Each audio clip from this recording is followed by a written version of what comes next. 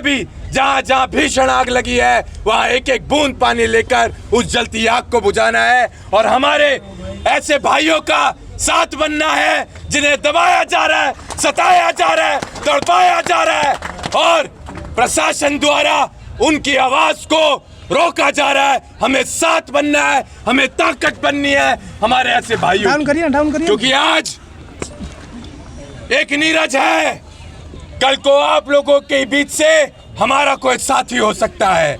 आज अगर आप शांत रहे तो कल को हम लोग भी शायद आपकी लड़ाई में आपका साथ ना दे पाए, क्योंकि आप उस मामूली सी चिड़िया की तरह अपना हक अदा नहीं कर रहे समाज की लड़ाई के लिए।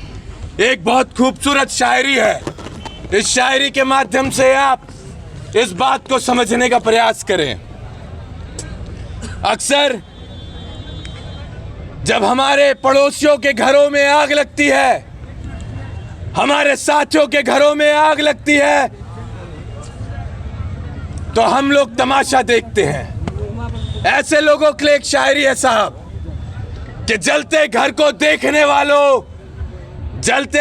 देखने वालों फूस का छप्पर आपका है, आग के पीछे तेज हवा है, आगे मुकद्दर आपका है। उसके कत्ल पर मैं भी चुप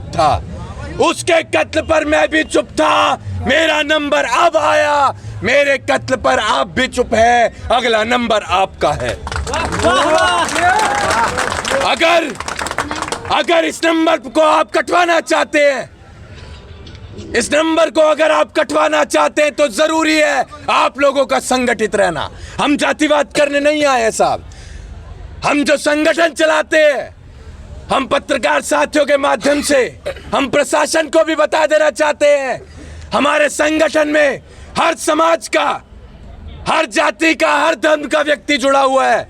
हम विशेष जाति का संगठन नहीं चला रहे हैं। आज आप हमें बताइए किस जाति में अन्याय हो रहा है, वहां हमारे पास तक अगर सूचना आती है तो हम पहुंच जाते हैं, क्योंकि हमें पता है जब तक हम दूसरे के घरों में जली आग को नहीं बुझाएंगे तब तक हमारे भी घरों में जो आग लग रही है उसे कोई नहीं बुझाएगा। तो हम यहां से ये संकल्प भी लेकर जाएं कि हम अपने समाज से तो मोहब्बत करें, लेकिन अन्य किसी जाति से हम नफरत भी ना करें। ये हम संकल्प लेकर जाएं,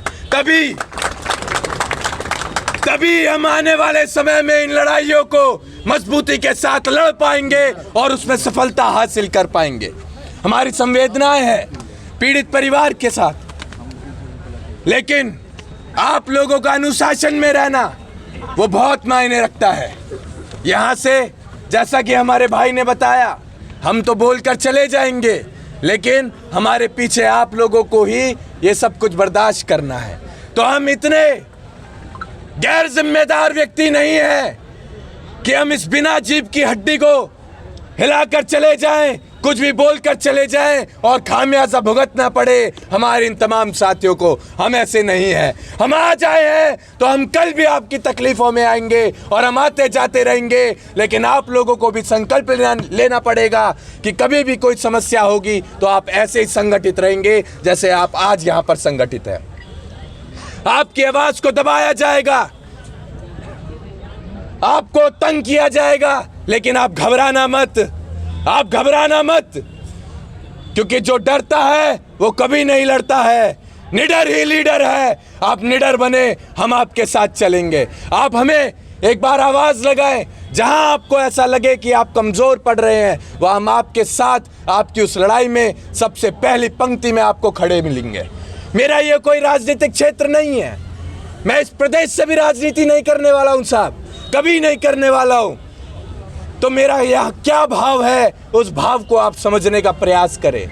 मैं यहाँ विधानसभा चुनाव, लोकसभा चुनाव लड़ने नहीं आया हूँ, मैं यहाँ आप सभी लोगों को संगठित करने आया हूँ, आप लोगों के अंदर वही भाव जगाने आया हूँ जिस भाव ने मुझे दिल्ली से लाकर आप लोगों के बीच यहाँ खड़ा कर दिया। मैं वही भाव आप सभी लोगों के अंदर जगाने आया हूँ। मेरी बस ये छोटी सी लड़ाई है। और मेरे फादर साहब कहते थे कि बेटा, जुबान से निकली बात, शरीर से निकली आत्मा और बंदूक से निकली गोली एक बार निकल जाती है तो कभी वापस नहीं आती। तो अपने लोगों के बीच जाकर वही बोलना जो तू कर पाए। मैं आज वही बोल कर जाऊंगा जो कर पाऊंगा। मैं अपनी आखिरी सांस तक आप लोगों के साथ लड़ूंगा। बस आप हमारे ऐसे भाइयों का कभी साथ मत छोड़ना।